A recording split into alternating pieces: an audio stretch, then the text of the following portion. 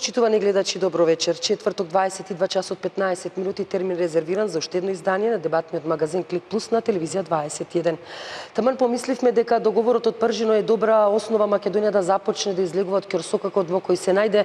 Председателот на Република Македонија Ѓорѓе Иванов одлучи да аболицира 56 политичари против кои се води истрага, како и да аболицира луѓе осудени за кривични дела кои произлегуваат од прислушуваните разговори. Од тука се наметнува прашањето дали политичките договори можат и смеат да бидат над законите. Дали се тоа е битка за спасување на осомничените за криминал или сепак се крие поголема геостратешка битка на големите сили? Кому моди во прилог ваквиот развој на настаните? Ова се само дел од прашањата на кои одговори ќе бараме од нашите вечерашни гости, поранешниот премиер Љупчо Ѓорѓевски и председател на ВМРО Народна партија. Добро вечер. Господинот новинар и колумнист Тодор Пендаров, добро вечер и за вас. И поранешниот пратеник и подпредседател на градската организација на СДСМ Скопје, господин Деса Дракич. Добро вечер и за вас, добре дојдовте. Ви благодарам што ја прифативте нашата покана. Господине Пендаров, ќе почнам со вас. Вчера на социјалните мрежи објавивте дека не се согласувате со одлуката на председателот Иванов и дека сте за протести на населението. Меѓутоа, бевте мощне борбен и остар со новинарите вчера, после пресконференцијата на СДСМ, кога бара објаснување точно дали председателот на собранието може да свика вонредна седница за да се разговара за одговорност на председателот, што ја побара опозицијските партии во собрание. На што се должеше? Зошто сметате дека не треба?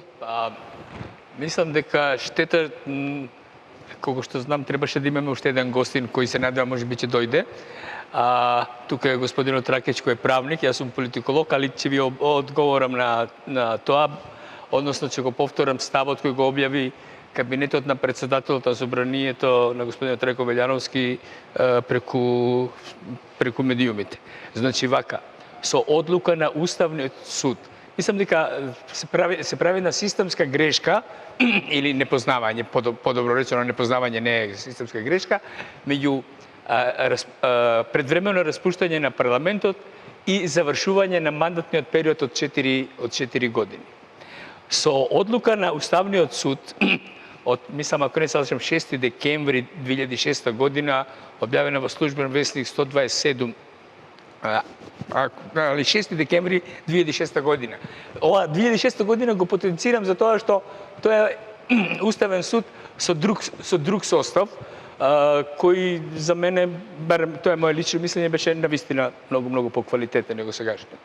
Тогаш, во таа одлука на Уставниот суд, кој може секој да ја види, да ја прочита, и едногласна, јасно стои дека во случај на предвремено распуштање на парламентот, собранието и претениците им извршува нивната функција, не може, и освен во тие два примера, тоа е воена состојба или воредна состојба, а за воредна состојба треба да се случи природна катастрофа или некаква епидемија, значи тогаш тоа треба прво председателот на државата да го прогласи, потоа собранието може да биде свикано и да превземе конкретни мерки.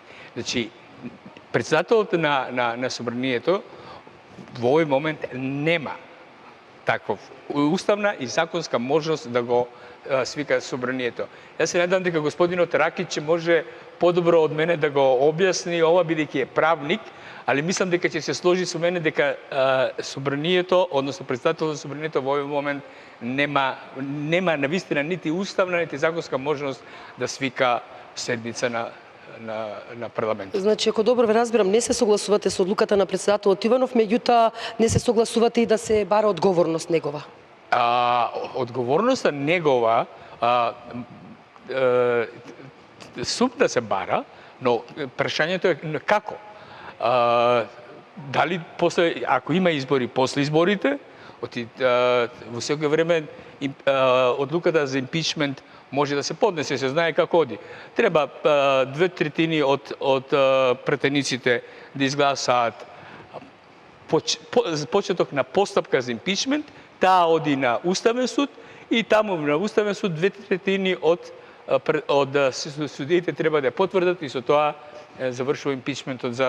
Овде кај нас тоа е така според законот. Али пак ќе речам, мислам дека господинот Ракич ко правник или ќе ме подржи, Да, токму, еве господин Рахич, ајде да почнеме со вас. апсолутно. Дали сте за амнестија, дали се согласувате со одлуката на председателот Иванов, да, не и зошто? Прво, јас донесов и список многу долга, има некои луѓе што треба се амнестирани, не се на список. На кого мислите? Тоа во текот на емисијата ќе го кажа, така речи и председателот Иванов и понатаму ќе амнестира, односно ќе аболицира. Значи, по мене ова е една небулозна работа која што председателот Иванов ја направи сакајки да направи помирување меѓу политичките опоненти и противници. По мене он направи уште поголема гужва, служувајќи се со Тодор Пендаров, толкувајќи го уставот дека треба да има елементарна непогода. Мене тоа мисле како договор дека се договориле да направат проблеми во државата, па тогаш тој да прогласи ворена состојба и да се одложат изборите. Така случајќи во моментот ми дојде на ум тоа што го зборуваше господинот. Значи не се согласувате со господинот Пендаров околу одговорноста, барањето за одговорност на председателот? Знаете што, председателот, секој од нас има одговорност во јавниот живот. Ако вие сте добиле доверба од граѓаните на Република Македонија, начин на кој што сте добиле. Значи, по одлуката на Уставниот суд и толкувањето, ако се сеќавате, човекот кој што заштитна максима му беше молчењето е злато, рече дека нема никакви шанси, јас колку се сеќам, да аболицира криминалци, изборни, што ја знам ја. избори се лежи го потреби. Очигледно добар марш не збори, иако прашање и за таа флоскула дали.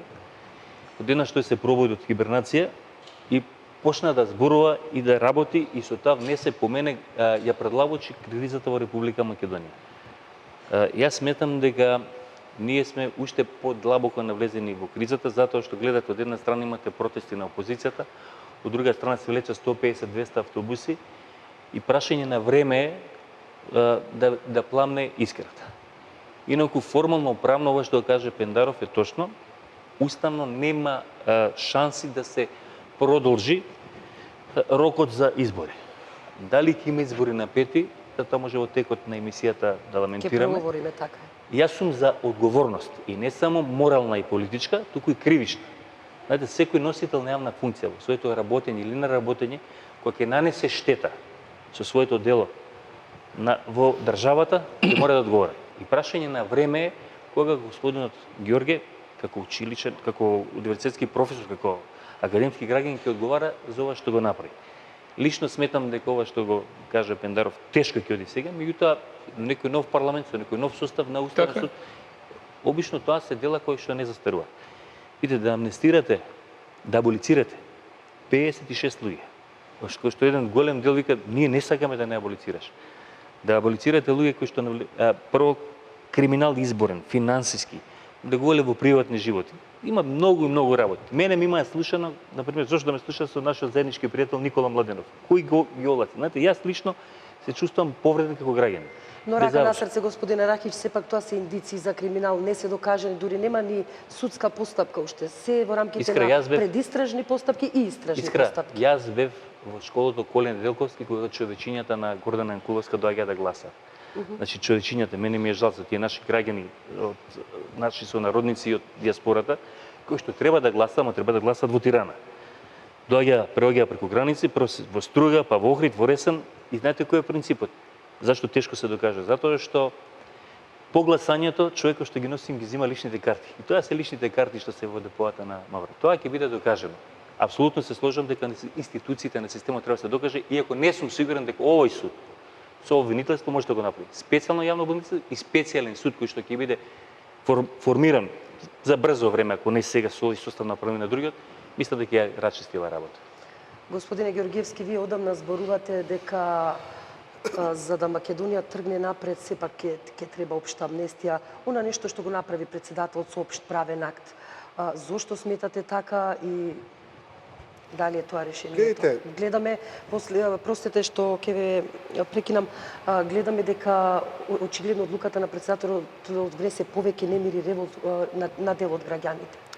Гледате, јас можам да ја кажам дека моите идеи во принцип стануваат некаква реалност, меѓутоа стануваат надвор од контекстот која се кажани стануваат надвор од времето и стануваат можеби и на не таков начин како што биле замислени и кажени.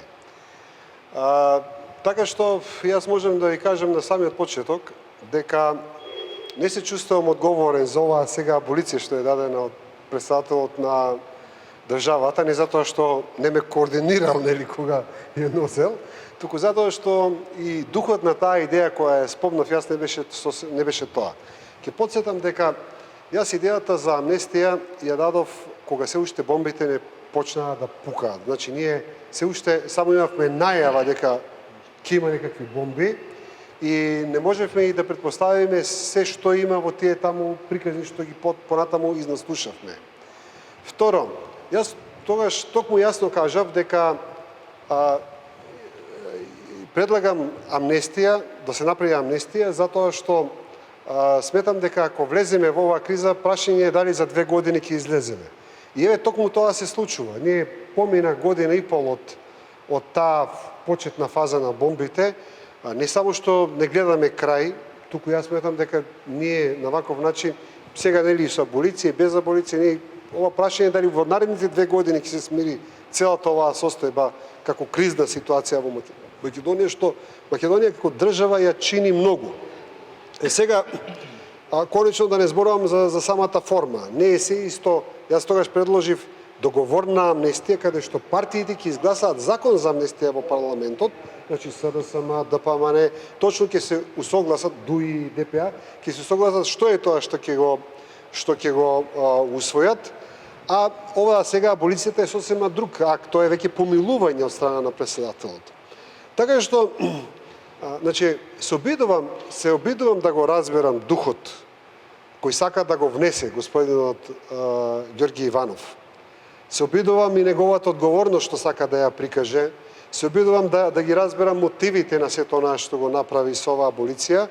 Меѓутоа, едноставно не можам да му дадам бланко согласност, туку напротив и можам да кажам дека сум критички расположен према целата оваа ситуација што тој сега дополнително ја внесе во Македонија и тоа од многу аспекти. Прво сметам дека тој објаснува дека го направил сам. Не знам дали го направил сам, меѓутоа ваква крупна, да речеме, постапка морал да ја направи во координација со 4 најголеми, ако не, еве нас не морал да не вика, мене и Еско, меѓутоа оние што учествуваа во Прежинскиот договор морал да ги повика. Значи, бидејќи целиот тој процес се води на еден начин, и јас сум сигурен дека онако седнал со нив, можеби со една така има тука заинтересирани од сите страни една таква аболиција или амнестија да помине, сметам дека полесно ќе дошле. Можеби и тоа, да. Меѓутоа да речеме да веруваме дека е индивидуален акт. Значи, второ, не можел да не ја консултира меѓународната заедница, која исто така цело време активно е вклучена во тој процес. Значи, морало да има координација. Третата работа, сметам дека обемот е некако многу широк, многу голем. Мислам дека ние, дури начинот на кој е сега представена аболицијата, мислам дека ние веќе најверојатно Гинесовиот книга на рекорди ќе влеземе за наредната година. Едноставно таков факт ние не памтиме, не сме чуле, можеби пред 50-60 години имало нешто, меѓутоа ова сега време е додека го памтиме во минатите 30 на 40 на години, колку сме активни на политичката сцена, ваков факт нема нигде. Ни во Европа, ни во Африка, значи нема таков факт. Но не помина, Сосема други работи беа тоа.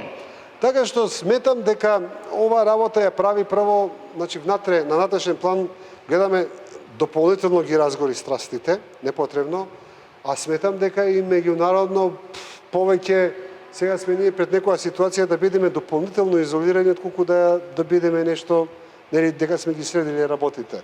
Така што сметам дека не можам да го одобрам овој чин, сметам дека има многу, да не зборуваме дека сега веќе процесите се отворија. Значи, процесите се отворени, значи јас повторно сметам дека целата оваа работа има премногу политика и на крајот ќе мораше да заврши со некој акт дали на амнестија или на аболиција.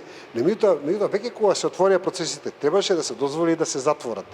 Значи, мораше да има судска завршница барем на 50-60% од овие отворени случаи, па после од кога ќе се затворат, од кога ќе видиме кој е крив, кој не е крив, кој е вака, значи да јавноста да си стекне едно свое внимание, значи најверојатно повторно во некоја фаза ќе имаше некаква аболиција или некаква амнестија за, можеби не за сите, за еден дел, за една структура, за една не знам што, нели како да го наречеме. И тоа, вака сметам дека практично ние ништо не решивме, проблемот го уште повеќе замрсивме и едноставно сега просто секој ден имаме нова ситуација и човек не знае што да предпостави и каква идеја да даде.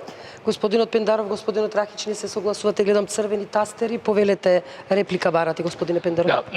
Прво Зошто не се околу согласувате? Прво околу зборот, околу оно што каже господинот Георгиевски дека он е за амнестија, он тоа првпат го изнесе на една друга телевизија и ако не се лажам тогаш рече политичка амнестија, додека ако има економски криминал да идат у затвор. Така ли беше?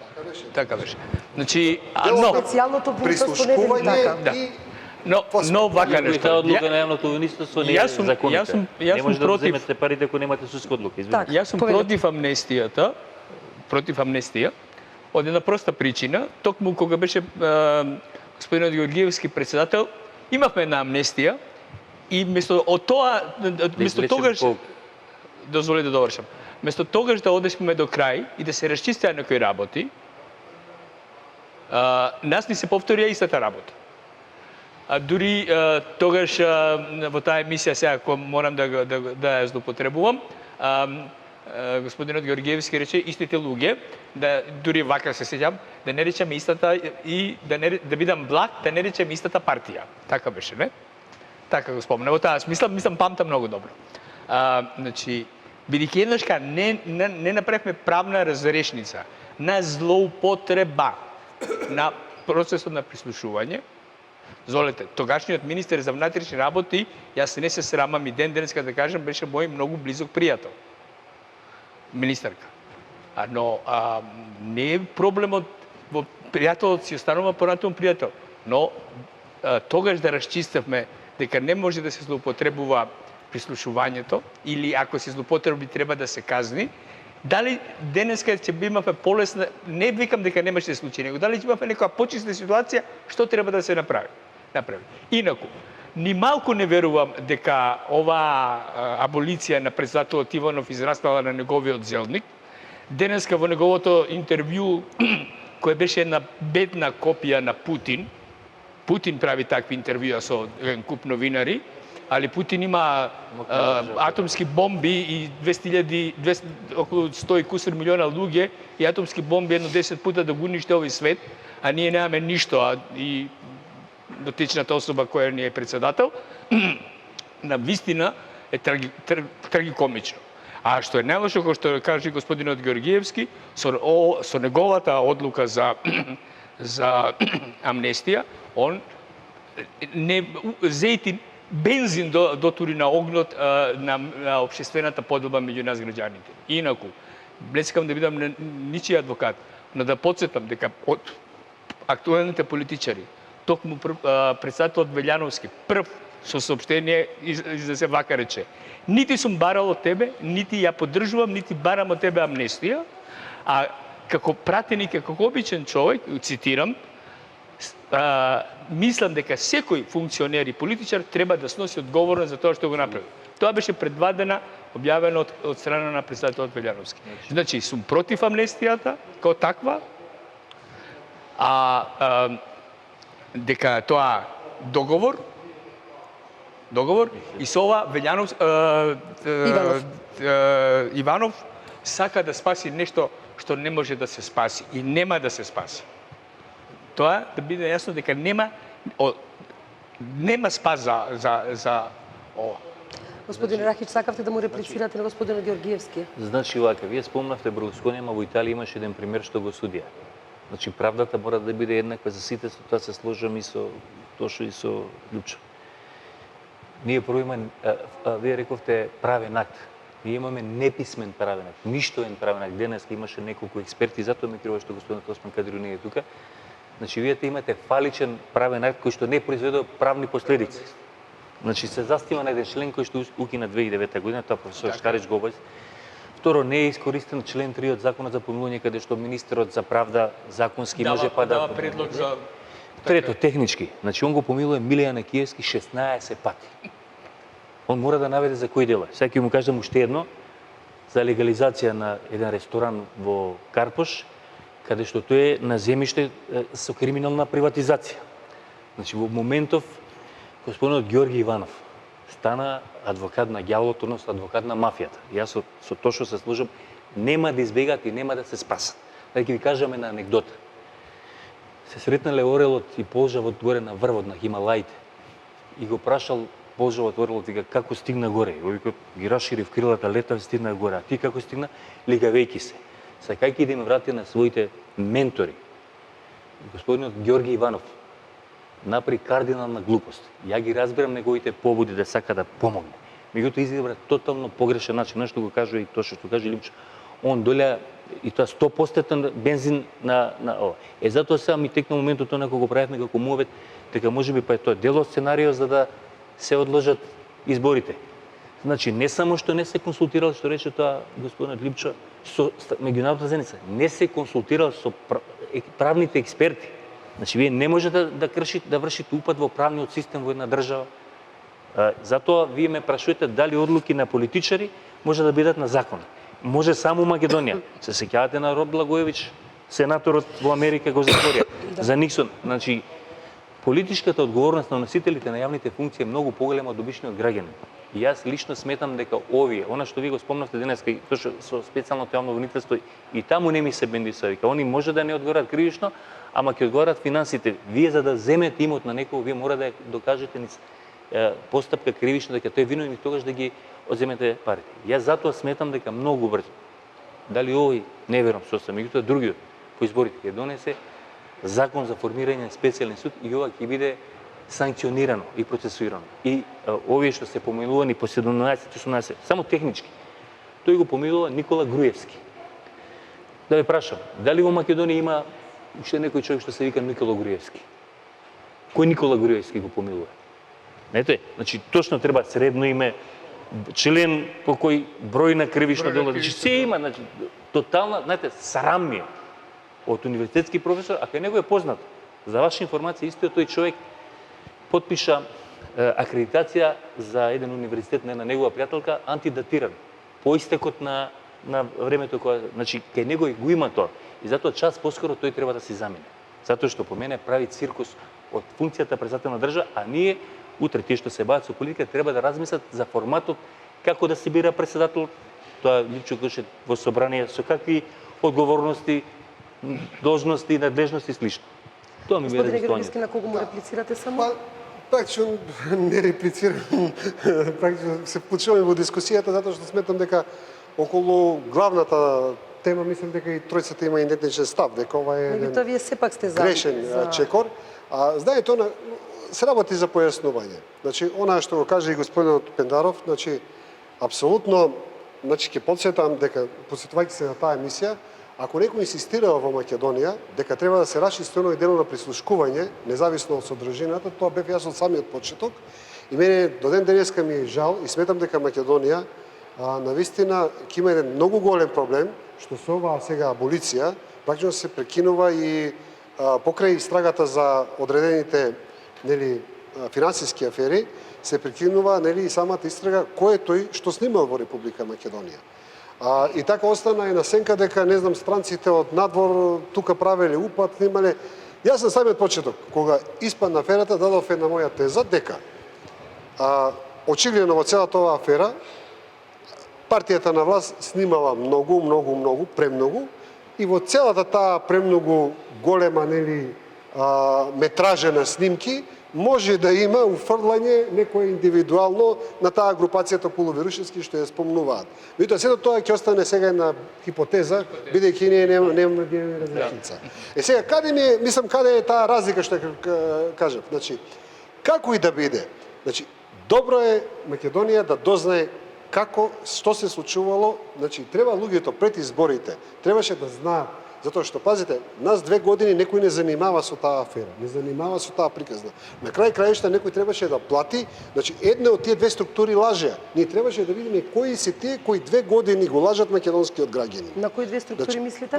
Сега, едната структура е директно ВМРО ДПМН преку владената структура и другата е дел од СДСМ преку тој канал на Верушевски, нели, компанија што ја обвинуваат.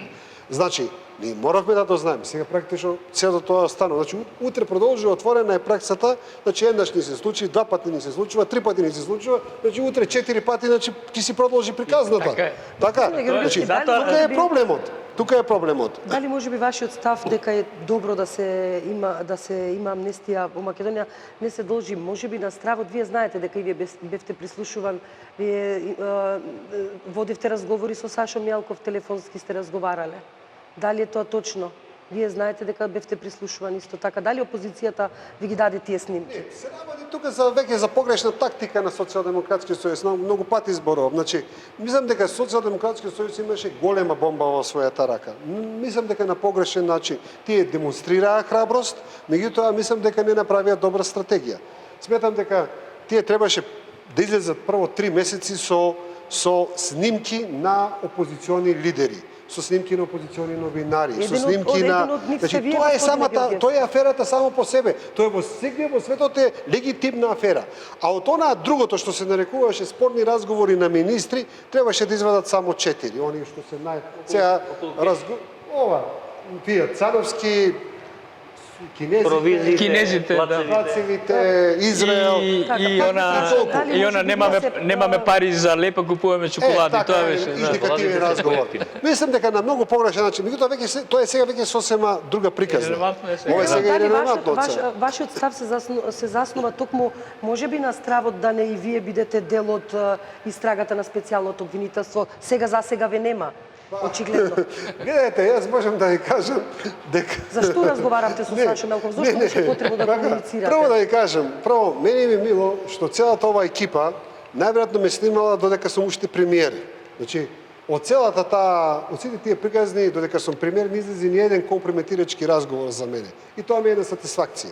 Второ, и исто имам така сатисфакција од сите разговори таму што ги слушавме, затоа што испадна дека она за што сум го зборувал и сум се обидувал да сменам едно мислење, некој друг масовно го прави во многу подруги димензии. А она што се однесува директно на мене, јас сметам дека исто така Социјалдемократски сојуз си направи повеќе со самите бомби, повеќе непријатели, отколку да ги зацврсти пријателите или да ги продолжи пријателите. Например, мислам непотребно ги извадија разговорите на Тачи со Сашо и го направија непријател. Непотребно ги извадија некои разговори на Дуи и го зацврстија пријателството на Дуи и нова. Непотребно извадија некои разговори на интелектуалци, ако не се лажам, ова Ванковска, не знам некои. Тие беа, значи, беа претходно антивладино настроени, после не знам повеќе ги свртеа на другата страна од кога. Значи, истата работа, во истиот контекст се најдов и јас. Знаете сега, и затоа јас испратив соопштение, дадов еден став. Значи, ги молам, ако од СДСМ и од било каде, или еве да го спомнеме примерот на Ермира Мехмети. Ермира Мехмети беше најголемиот поддржувач на СДСМ во рамките на ДУИ. Одеднаш излегува таму некој разговор кој тотално ја компрометира господјата и сега претпоставам дека таа не сака да ги види СДСМ. Значи, истата приказна е со мене. Знаете, многу е непријатно кога ќе добиете порака, слушај, внимавај што правиш, оти имаме за тебе се. Затоа јас излегов на телевизија и кажав, ако ги објавуваат моите разговори со луѓе од ДПМН, ги молам да ги објават сите разговори за 12 години што сум ги имал од луѓето од ДПМН. И знаете, кога ќе објавите еден разговор каде што Сашо ве кани на премиера на неговата сопруга, значи ќе си рече, луѓето ќе си речат, чекајте, овие се вака, овие се пријатели. Меѓутоа, вие кога ќе видите дека во 12 години сум имал само 2 разговори со Сашо, значи тоа е едната покана на премиера на неговата сопруга и вториот разговор е кога еден пријател таму требаше да го затворат и побарав да не го затварат, нека му дадат кривична пријава, но да не го затвараат, затоа што човекот е возрастен и има значи кога ќе ги земете дека се тие во 12 години 2 разговора, сакам да има контекст на приказната. Кога веќе го спомнавме таа... Повелете па господинот Ракич има реплика. Кога го спомнавте Мјалков и господинот Георгиевски, да споменам само дека господинот Георгиевски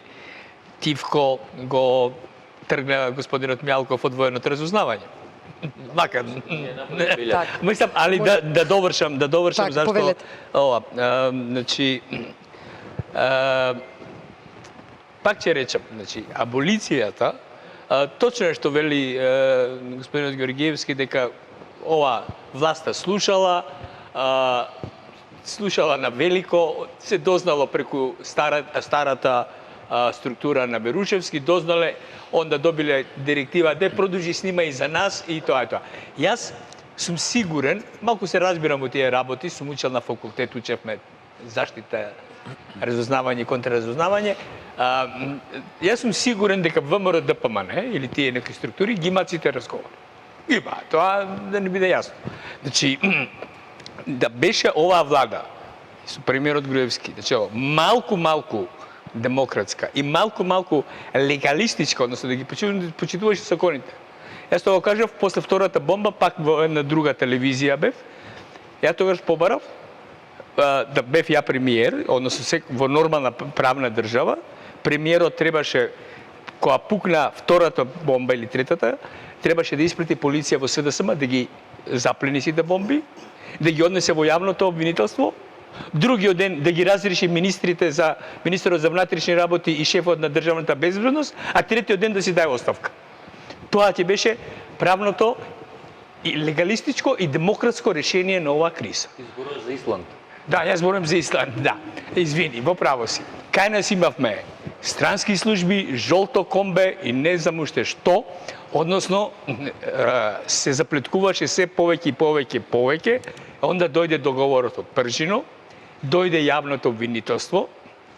Во оваа телевизија, кога беше првото одлагање на изборите, пред да дојде до одлагањето, во оваа телевизија бев гостин и тогаш реков, воопшто не е битно самиот процес на одлагање на датумот на изборите. Битно е, ако има веќе одлагање, не да има датум, туку да се рече изборите ќе се одржат кога ќе се создадат вистински услови за тоа. А вистинските услови можат само да ги, бидејќи ние сме неспособни, односно не сакаме да бидеме способни да ги оцениме, може да ги оцени меѓународната заедница која е потписник, односно гарант на меѓународниот на договорот од Пржино. СДСМ и во целост му давам право на господинот Георгиевски, од почеток покажаа дека немаат капацитет со една атомска бомба да направиа само најобична петарда новогодишна, оние обични кои ги фрлаат под ноги. На кого мислите? На водството на СДСМ или поточно, јас сум многу отворен, сум го напишал неколку пати во колумни, на двоецот Шекеринска заедно.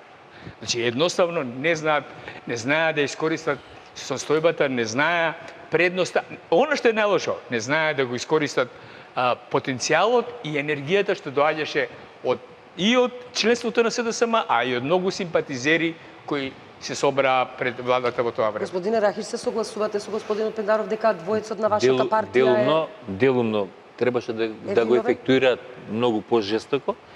Меѓутоа бомбите има одраз затоа што се слушна сепак нешто што ние само препоставувавме, видовме дека е вистина.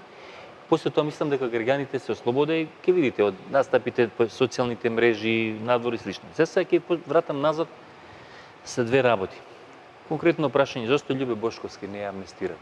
Нели политичарите, оде бизнисмени, само да значи втора работа. Откаде му на господинот Ѓорги Иванов сознанија за луѓе што се во предистражна постапка, не се знае ни дали ќе биде покрената тој да ги аболицира, што значи дека и понатаму се слуша и специјално тоа наудителство и се знае што се прави.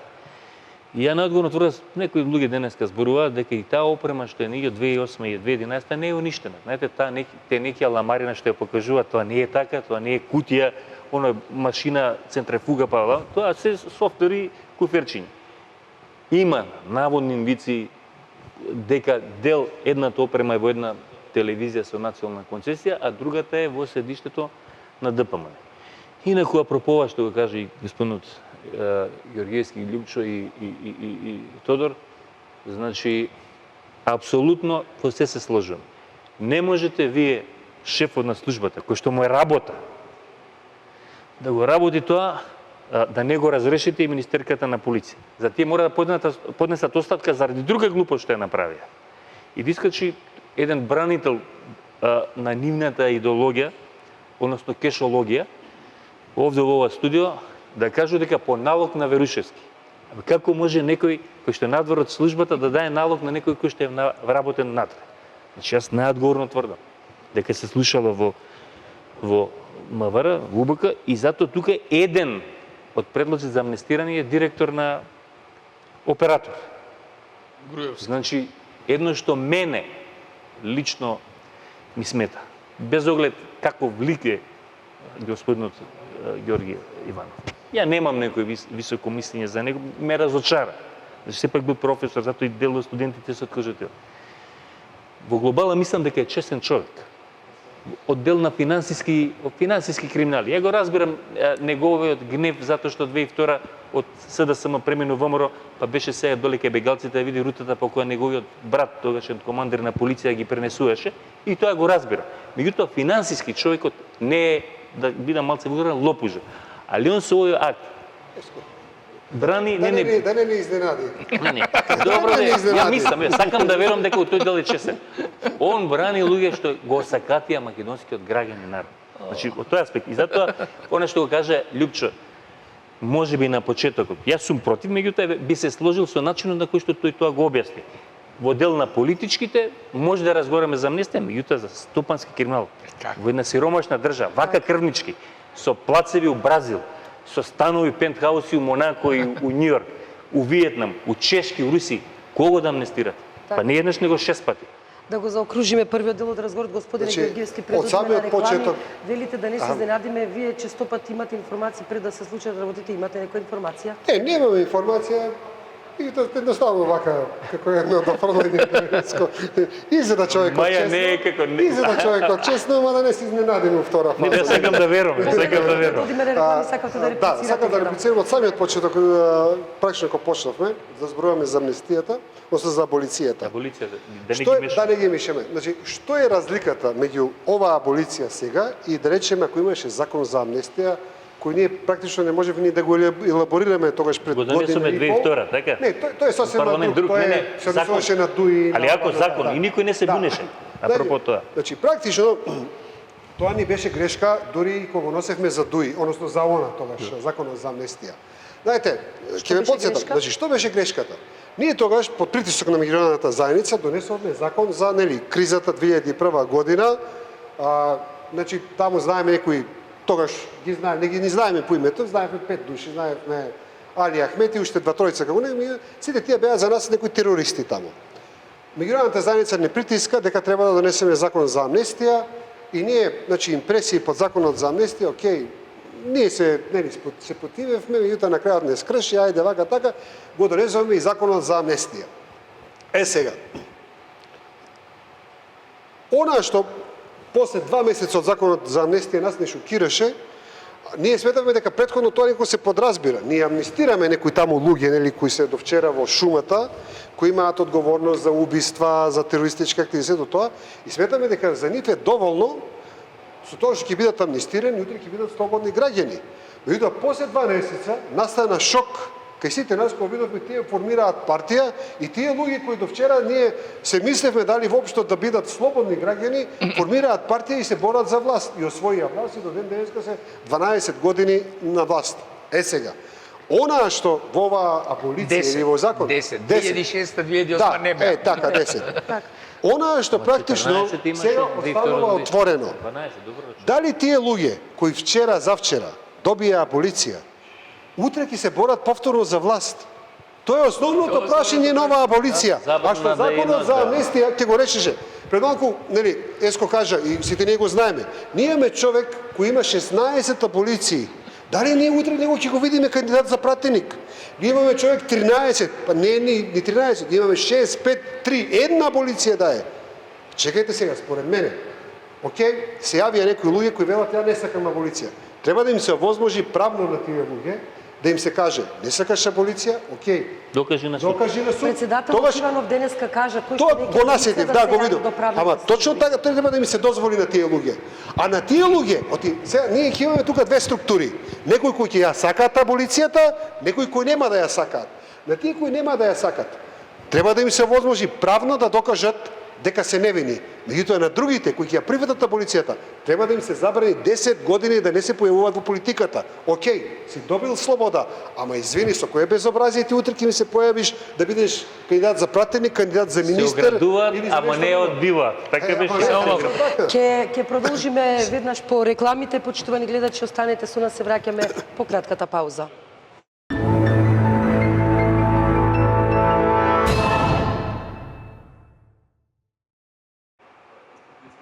Почитувани гледачи, се враќаме во студиото, дебатата трае и додека траат рекламите.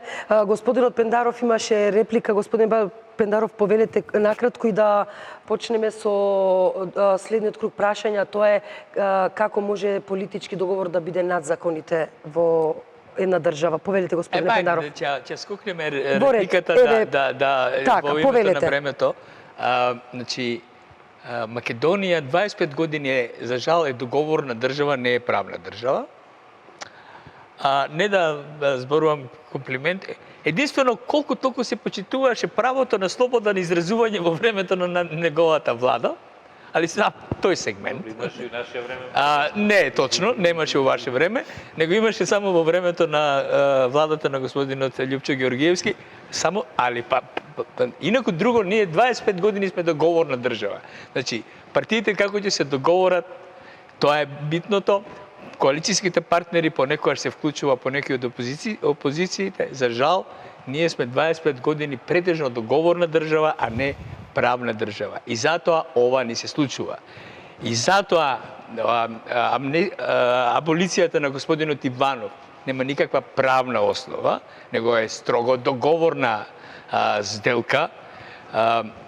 Например, денеска беше трагикомичен. Он излага и вика, оние што не се слагаат со аболицијата, нека писмено ми достават, па јас со своите правни експерти ќе ја средам работата. Тоа може на кванташки. Тоа може на кванташки, а во исто време, истиот тој ден, ако не некој саат пред тоа, господинот председател на ВМРО-ДПМН, Груевски, излага и вика, јас сум против аболицијата, и вака вели, јас се консултирав со правни експерти и адвокати, тие ми викаат, не можам да ја одбијам аболицијата, морам да ја прифатам. Формално правно е така, затоа што денеска ја слушав на една друга телевизија, господјата Арифи, мислам дека се вика, еден од помладите професори, експерти за кривично право. Умни луѓе што треба да бидат. Навистина умна дама, која отворено кажа, не може да аболицијата да не се почитува. И на крајот на гришта денеска и јавните обвинителки јавно кажа дека за жал ја почитуваат. Ми се допадна господјата Фатиме Фетај, која беше така, она има еден посебен стил на настап, со една мала доза на цинизам, која му порача на председателот че треба уште многу решенија да подпишувате за аболиција, бидејќи имаме многу предмети. Значи, ако се спомне едно име овде кој 16 пати аболицира, ја мислам дека за него ќе треба уште минимум уште 16 пута да го аболицираат. Ете, тоа е договорната држава, а не правна држава. Господине Ѓоргиевски, вие бевте дел и од Охридскиот договор. Сега сте само наблюдувач на овие политички договори. Имавме априлски договор меѓу Груевски и Ахмет, имавме мајски договор, јунски договор. Еве сега стигнавме до договорот од Пржино. Може ли да ми кажете како поранешен премиер, зошто е толку тешко да ги оставите институциите, да се подели државата од партијата и да ги оставите институциите да работат според законите кои што политичарите ги во собрание ги изгласале? Зошто мора со политички договори? Има некои работи кои не зависат од нас, има некои екстерни шокови, како да речеме што беше кризата од 2001 година, таа беше екстерен шок и ја решававме на начин кој што ја решаваме. А сите други работи, за жал, зависат од самите нас, зависат од македонските политичари, зависат од македонските институции и интелектуалци, сите што учествуваат во тој процес. Кога велите зависат од нас, зошто кажете за тука амнестија? не ја прифаќам тезата која се обидува актуелната власт да ја наметне, дека ова што ни се случува во последната година и пол е нешто што е од надвор. Напротив. А можеби странците многу пати во овие 25 години се мешали Ти имаш искуство. и имале некакви влијанија, да. И за тоа ќе проговориме. ако некогаш навистина учествуваат со добра намера да ни помогнат, тоа е овој пат. Јас апсолутно не ја прифатам тезата дека некој од надвор снимал, не знам, учествувал во целата таа работа, сака да ја разнебити Македонија и не знам што. Јас сметам дека дори ова што ние сега го направивме на самите себе, го направивме како специфичен случај и на Европа. Ја мислам дека Европа просто не знае, еве сега, најновата ситуација, со аболицијата, со целата оваа ситуација, најнезависно е да ми дадат на тројца политичари искусни во Европа и да им кажете бе најдете решение за оваа Македонија, тешко дека ќе најдат решение, едноставно толку сме ја измешале работата што навистина не знам кој може да не оправи. И тука доаѓаме до една работа, значи да престанеме сега да ја фрламе вината на страна. Гледам денеска Ѓорги Иванов нешто раскажуваше некои приказни од страна. Се отвори. Мислам еден дел мислам се изгуби скрос. Зошто мора политички договор за убиства од амнестија? страна државни ова не знам што. Зошто да не биде се како што налагаат законите? Да се раштити. Зошто Сето мора тоа со зборува. амнестија или аболиција? Значи, има две-три работи. Очигледно, ние мораме да си познаеме дека на планот на државотворноста во овие 25 години има некој недостаток кај нас како Нема критична маса за државотворност. Нема критична база како граѓани. Так, Главни тоа е видовници основен се проблем. македонците, после понатаму малку и нели бошњаците ќе ги стави, албанците Еве, господин и сите Пендаров други. тврди дека- Меѓутоа главната вина ја гледам кај македонската нација. Очигледно има еден недостаток како најбројни и имаат најголем одговор. Има еден проблем со државотворноста. И тука не треба веќе да правиме, да измислуваме нели мокра вода, туку едноставно што поскоро треба да направиме максимални напори да влеземе во Европската унија, да влеземе во НАТО, да влеземе во тој калап, да влеземе во тој систем и ако не друго таму како да признаеме, да прифатиме дека сме малолетни на планот на државотворноста и да влеземе таму и да дозволиме некој да не води за рака додека не пораснеме како држава. А дали се јас не гледам друго согласувате со решение. обвинувањата на господинот Пендаров или дека во ваше време исто така немаше демократија, се решаваше со политички договори, освен во Не го разбрав доменот така. на освен Мислам во дека ни доменот даде- на слобода на медиумите? Да, мислам дека сепак таму имаше комплимент во тоа што го кажа господинот Пендаров. Ние сепак се Дека обидовме и тогаш немало демократија? Не, мислам дека на планот на демократијата тешко може да се пожали дека немало демократија. Јас мислам дека тие 4 години на аспект на демократијата беа идеални во поглед на медиумите и не само на медиумите, на казните и на целиот друг општествен живот. Гледам црвено светло, значи не се согласувате, сакате реплика, повелете. Па господинот Рахич. Сакав нешто да додадам на ова.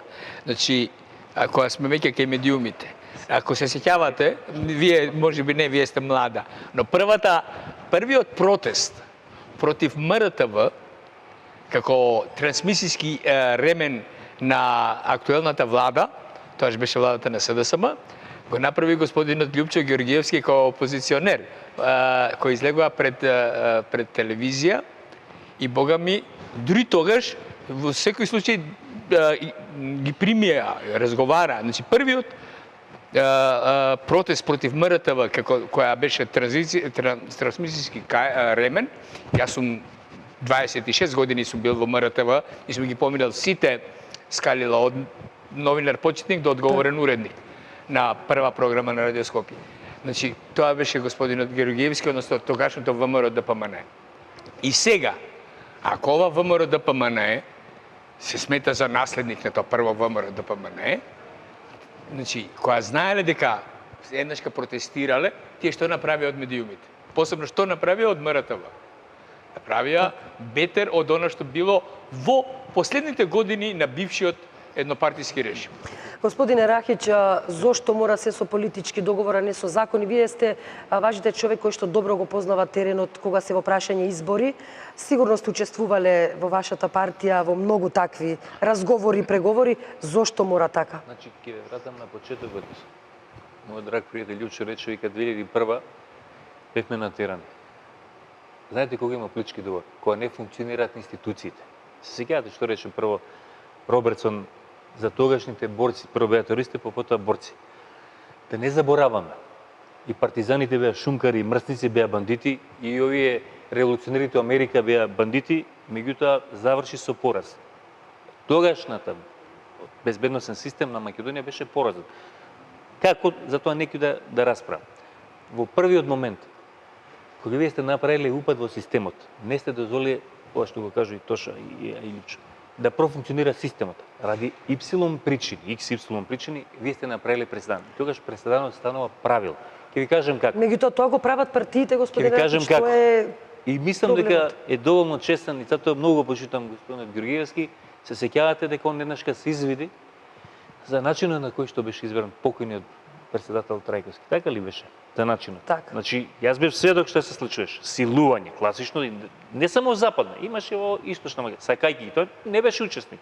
Таму имаше други луѓе, што он беше протеже кој што таа работа одработеа. Во оној момент кога шофери станаа директори на банки, на институции, ние изгубивме битката. Оно што сега се случи, јас сегам да бидам оптимист. Инаку не прифаќам бошњаците колективно, само Мунир Пепич што работел, што го амнестира. Значи, оној момент што сега се случи за мене, би сакал да видам го допревме дното, и јас сметам дека ова приказка ќе заврши. Оваа аболиција покажува ова што верувам дека и господинот Георгиевски го сака и тоа што и грот од граѓани. Тоа се оние што рекол, ние не се чувствуваме. Тоа доручи зашто јас да бидам аболициран градоначалникот на центар.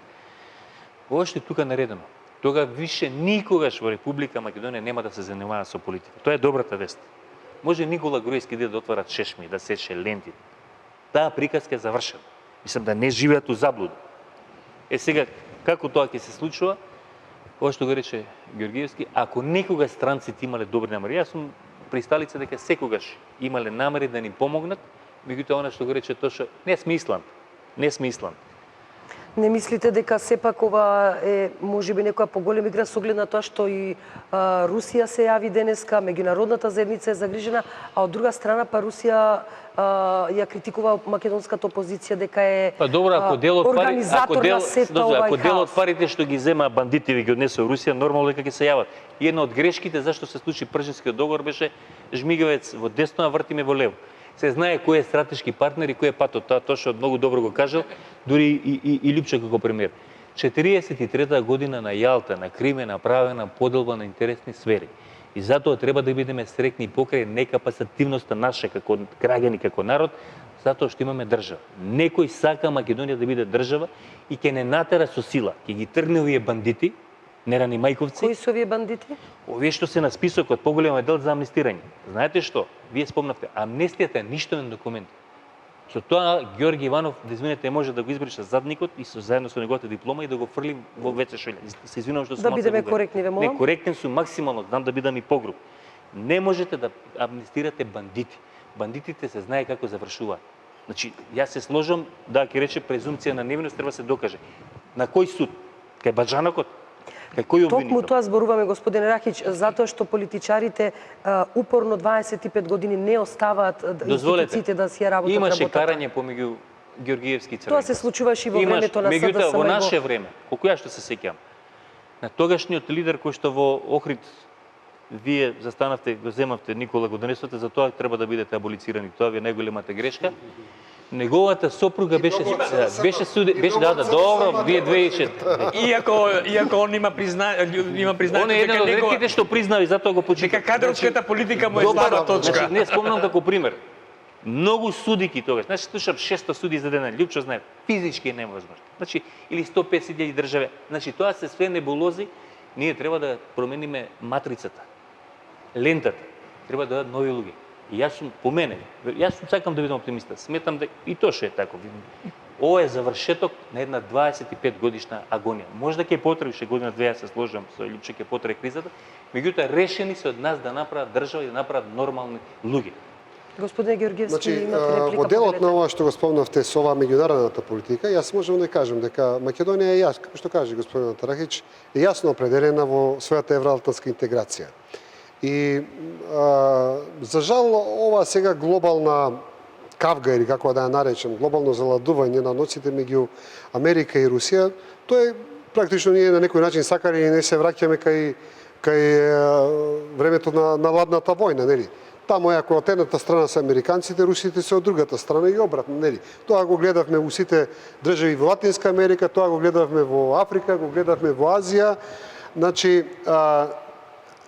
сметам, она што сакам да го кажам, нема нешто поопасно ако некој си помисли од државниот врв на Република Македонија, а гледаме на таа екипа новинарска што е околу провладината структура, постојано игра на таа карта. Да, не знам што им се мотивите, меѓутоа гледам упорно ја врата таа работа, дека ние сега што сега глумиме Титова Југославија, па малку лево, малку десно и не знам што. Значи, сметам дека нема попогубно, значи, од тоа некој да тргне сега да игра лево-десно. Ова е одлично искуство. Значи, не беше одлично искуство, ние воопшто немавме таква... Тогаш не помисли 2001, иако имаше критики према нив. Не, немаше таква, тогаш немаше таква политика. Значи, не смееме да заиграме на таа карта. И повторно да ја тераме работата, ова некој ни го прави од странство. Не. Ова што сега го имаме во Македонија си го направивме самите. Само треба да расчистиме кој, каде и до колку. И сега да се вадиме на тоа американците, русите, германците, мислам дека нема нешто попогубно ако ние сега се обидуваме тука да правиме нешто посебно. Господине Педро Зафи, исто прашање, дали може би ова е спасување на кожата на политичарите или сепак е поголема геостратешка игра?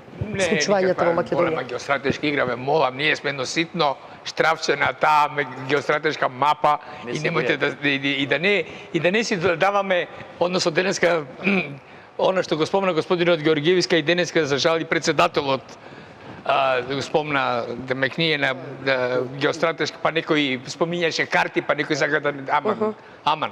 Тоа 19 век.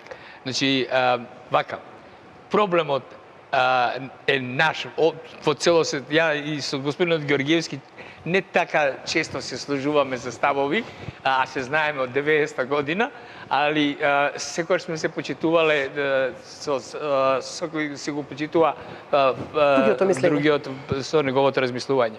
Значи, од 90-та година, од 91-та година ние покажавме дека, за жал, покажавме дека немаме држава, немаме критична маса за да направиме држава. Имавме хемафродитен референдум со две прашања. Понатаму, имавме Бадинтеровата, одлуката на Бадинтеровата комисија. Ние и словенците единствени ни признаа дека имаме елементи да создадеме државата. Да имаме држава. Хрватска во тоа време имаше 33% окупирана територија, значи не владееше со целата територија. Словенците прво што направија кога станаа држава, прво рекоа ние сме правни наследници на Југославија. Која година ние поднесовме молба за прием во Обединените нации? Која година поднесоа словенците за да станат членка во Обединените нации? Имаше еден куп работи. Ни го сменија името заради наша грешка, заради нашата непознавање на состојбите. Во тоа време ја живеев во Словенија, кога направивме тоа, еден од врвните словенски дипломати ми рече вака: а сте ви нори кај делате? Дали сте будали, лудаци, ова што го правите? Никогаш нема да го вратите името назад. Никогаш нема. Значи, понатаму, менувавме устав. Во секој устав на европските држави, кои имаат малцинство во соседните држави, стои дека матичната држава е одговорна за малцинската, за своето малцинство во соседните држави. Во исто време, направивме уште една глупост. На нашите сограѓани албанци, со уставот од 91 година им ги скративме правата кои ги имаат со уставот од 74-та. Значи, покажуваме цело време дека таа политичка елита нема некои државотворни капацитети. Не правам комплимент. Имаше одредени моменти кај Георгиевски, дури имаше некои елементи на државотворност во почетокот на оваа влада, 2006-2008. 2006-2008 Македонија напредува во Freedom House, на рейтингот на Freedom House. Во се, во почитување на правна држава, во почитување на човекови права, во слобода на медиуми. После 2008 година се свртува работата и ние стрмо паѓаме надолу. Значи, Тоа е тоа. Наместо право, договор. Договор. И тоа води до сегашната состојба во која сме. И сега ќе бидам можеби најгруп. Во овој момент ја го гледам решението, знаете како? Ја не верувам дека ќе има избори, односно дека тие избори ќе бидат признаати од меѓународната заедница и мислам, се плашам дека после тоа нас ќе ни треба, можеби господинот Георгиевски нема да прифати, ќе ни треба нов АСНОМ. На таму се движи. Нов АСНОМ. Ама во Прохор Пшински. Сега таму тешко ќе можеме, ама еве имаме тука доволно место да направиме нов АСНОМ, за да почнеме на ново да градиме државата. Значи, ова што го кажа Пендаров. Тешко кога една стекнато право вие му го земате на некој. Начинот на кој што функционира оваа влада. Они стекна многу имоти, сега не им се дава. Значи, ја го повикувам специјалното јавно обвинителство да го отвори случајот Македонска банка. Тука го гледате решението на сетова криза? За Решението, велам, кај го гледате на оваа криза? оражествување на се што ова го кажа Тошо, за сите грешки да се седне на маса, меѓутоа знаете што е, не сум сигурен дека политичарите што ја направи оваа криза може да ја решат. Значи нема шанса, нигде во светот луѓе што прават криза не ја решаваат. Јас сум, ви реков, и преска оптимиста. И јас, а и господинот Георгиевски и господинот Пендаров, с најми имам информации дека Република Македонија има капацитет. Меѓутоа, тој луѓе беа избркани. И ние дојдовме во ситуација да луѓе кои што се тотално неквалифицирани за било што да дојдат да водат државата. Мене ако ме прашувате, јас сметам дека дури сега господинот Георгиевски требаше да се бави со политика. Верувам дека во тие години тоа што и ти се сложиш која ја правеше, иако успешно, да речем, во тој сегмент, искуството кое што ги има сега од оваа позиција би му било многу подобро. Така да, јас уште еднаш сакам да кажам. Министерот за финансии Никола Груевски, само да довршам, по набавката на оружје имаше еден воен данок, тоа знае ли господинот Лјупчо. Имате ОКТА, имате многу криминал за кој што тој е одговорен. И не може сите лоши работи да се префрлуваат на една или на друга политичка партија. Во најтешките времења, јас знам за ситуации каде што господинот Георгиевски стварно бил демократа и никад ние сме имале сериозни закачки тоа, меѓутоа никад немало зла крв. Ке се сложите меѓу ДПМН во тоа време и СДСМ. И секогаш се седнувало. Да, ве молам само за завршно, господине Георгиевски, каде го гледате решението и да завршиме со дебатите. Мислам дека денеска во Македонија ретко можете да најдете паметен човек кој ќе ви каже кај го гледа решението на Македонија. Единствено можам да ви кажам дека сум песимист за целата ситуација. Прво, сега не знаем овие денови како ќе завршат. Вие гледате секоја вечер ние имаме веќе многу жестоки настани во Македонија. Второ, имаме сега искушение и избори. Ќе има избори, нема да избори, да одиме, да не одиме, дали меѓународната заедница ќе го признае тоа, дали нема да го признае. Сето тоа што значи? Едноставно сметам дека има многу отворени прашања, на дневна основа треба да се решаваат. Меѓутоа, доаѓаме повторно до основната прашање.